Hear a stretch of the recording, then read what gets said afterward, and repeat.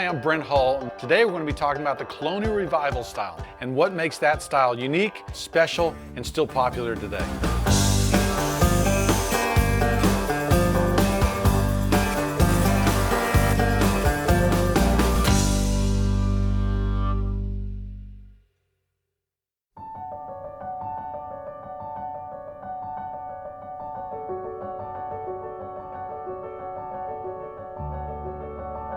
What is the Colonial Revival style? Why is it a revival, right? What is it a revival of? This style encompasses the Georgian, Federal, and Greek Revival building that took place in this country between 1750 and 1850.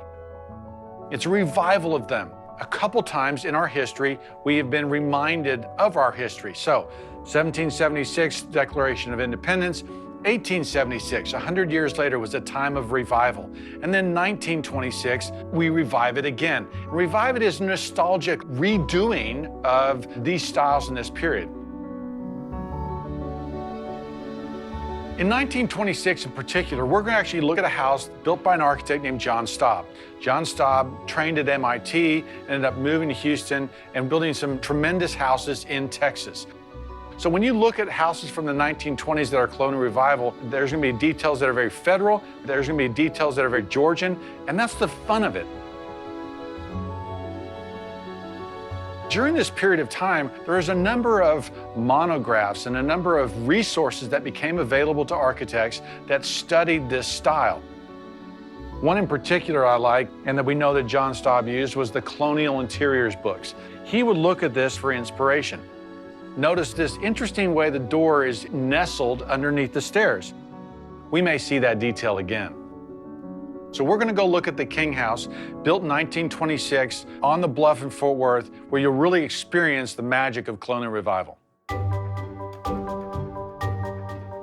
This house is really unique and interesting. 1926 is 150 years since 1776. So there was a resurgence, an interest in American colonial life. We're going to pick up some Georgian things, we're going to pick up some Federal things, and it's going to be a mix of what was best in each period. We immediately noticed that even though the front door is elevated in that it has a pediment over top, there isn't a front walk to the front door. Now, there's a good reason for that. Let me show you over here.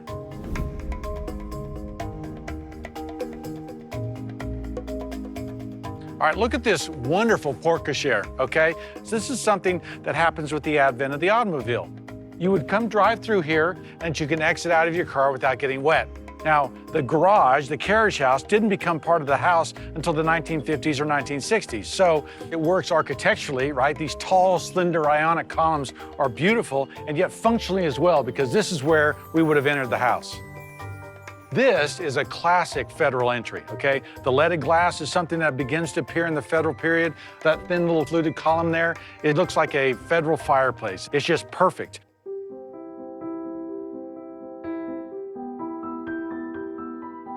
So what we have in this stair hall is a collection of really pretty sweeps and angles, okay? This is a really pretty sweep here, right? This volute at the bottom here and the way this turns around. You have the same shape up here, okay, where this elliptical arch comes down and rests on this pilaster. The ellipse, okay, and the elliptical arch is pretty typical of the Federal period. These pilasters are fluted. The fluting makes them appear lighter and daintier, not as heavy as a Georgian pilaster. You may recognize this image from somewhere, right? These are the books that we looked at in the office. Really what this is Staub having fun. In these great entry halls of these historic houses, oftentimes to the back stair there was a door. But because there was no walk-up, we know that he didn't intend people to come in this way, but intended them to come through that other entry.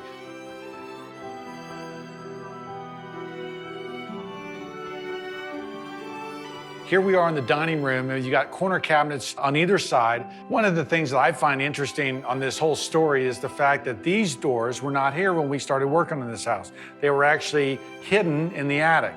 Now, presumably, sometimes in the 50s or 60s, when modernism was really taking over, this was too colonial, if you can believe that. So us getting this house back into that Colonial Revival era, we found these and then reinstalled them.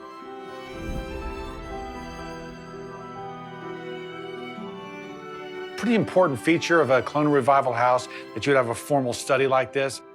Notice there's no mantle shelf here, okay?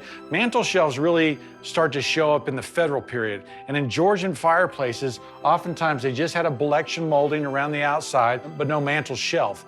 That's what he's done here, right? We've got a Federal door, which dates to the 1820s. Now we've come back in and we've got a full paneled wall room, which is more like a Georgian room in gum wood without a mantle shelf. So see how he's being playful here? See how he's taking kind of the best elements of each style? It's very nostalgic. It is a hearkening back, it's a remembering, but it's doing so in a very nostalgic way, in a very loving way.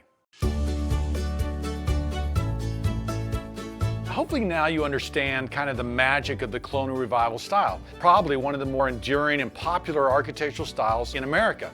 Thanks for watching. I'm Brent Hull.